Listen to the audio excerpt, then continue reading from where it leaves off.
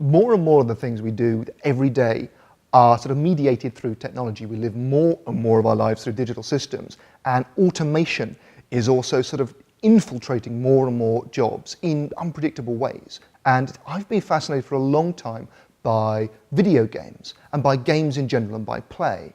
And I think one of the things underlying this is the fact that from a certain angle, when someone's at play, they are voluntarily trying to overcome unnecessary, arbitrary obstacles. They are relishing difficulty and challenge if there is a sort of sweet zone between boredom and frustration. And a great game designer knows how to sort of tick a lot of evolutionary boxes, if you like. And people derive, deep satisfaction from this. They work really hard at games. And that this is interesting partly because it's a completely different view of sort of human-machine interactions, of human-system interactions, than what passes for best practice in most other industries and areas of life. So in games, we see this idea that people are going to gain skills and deep satisfaction by being challenged, and games generate astonishing satisfaction and loyalty. And yet, with a rather bitter irony, we see that in many sectors, many jobs, automated systems are taking over, and the model is make it easier, make it simpler, make it foolproof, so that the human is a sort of slightly ill-thought-of weak link in the chain, and we only care about the humans when it goes wrong. And for me, there's a real friction between these two things, and that is that for a lot of people, what they do when they are at play is more meaningful and challenging as an exercise and development of skill and maybe teamwork than what they do at work. So the question I take from this is, are we doing it right?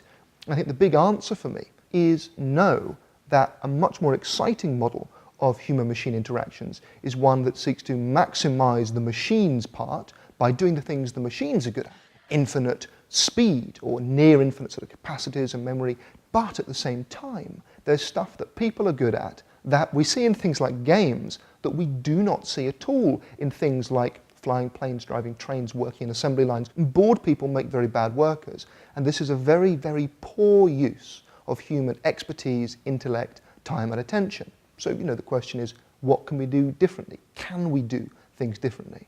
And I don't think games have all the answers. I think it's very dangerous thinking to say that games are just the way forward, partly because if I design a good game, then everybody and anybody can win. Whereas in the real world, we are to some degree in a sort of fairly brutal competition over limited resources. Not everybody can win. So I think there's a much more alarming challenge here, which is to try and think about what it means for an automated system to make the most of the human resources at its disposal, and vice versa. And one of the things you've got to come back to is risk. How you incorporate, if you like, good risk and good challenge in a system.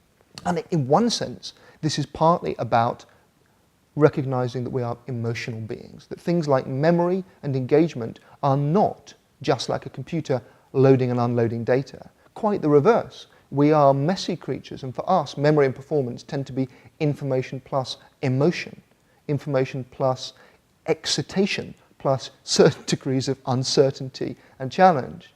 And again, on the one side, we have the irony that games and game-like mechanics in Facebook and Google and Twitter manipulate these things endlessly, so that you have people in an office who are having to exercise supreme will not to look at their Twitter feed and Facebook and BuzzFeed, because this stuff is so brilliantly and profitably aligned with what is exciting and stimulating for human beings. And instead there's this dreadful, dull, under-engineered inbox and Excel spreadsheet and tick box.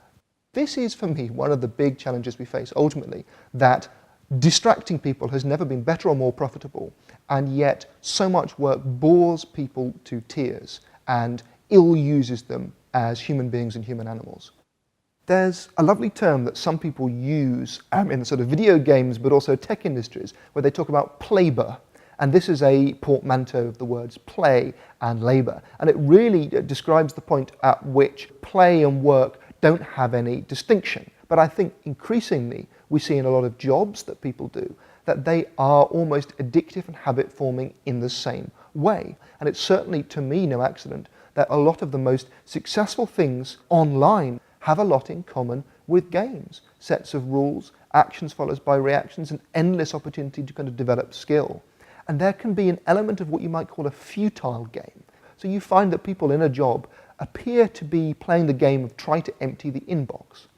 And in a way, what you might call the real purposes of their work, whatever they are, which might be satisfaction, making things, making their company succeed, communicating meaningfully, these have become subsidiary to the business of trying to empty this inbox and tick these tasks and get a better score. If you take a step back from this, which is something I strongly encourage everyone to do, you realize that these are, as I say, futile because your job is not to empty your inbox. If we look to research telling us about, how people function, we find again and again this message that your attention, your willpower, your engagement, these are finite and easily depleted resources, and that once they are depleted, you are more likely to behave in habitual and rote ways. You are less likely to break out of the grooves of habit. Of course, this is a new way of telling us something very ancient, that we are that which we do most often, to slightly mangle the words of Aristotle. Our freedom is not only our freedom to do things, it's also our freedom from certain pressures. These systems mold us and our awareness and our choices and our actions to an extraordinary degree, and one that I believe we need to become much more discerningly aware of if we are to become more free, if we are to become better at being ourselves.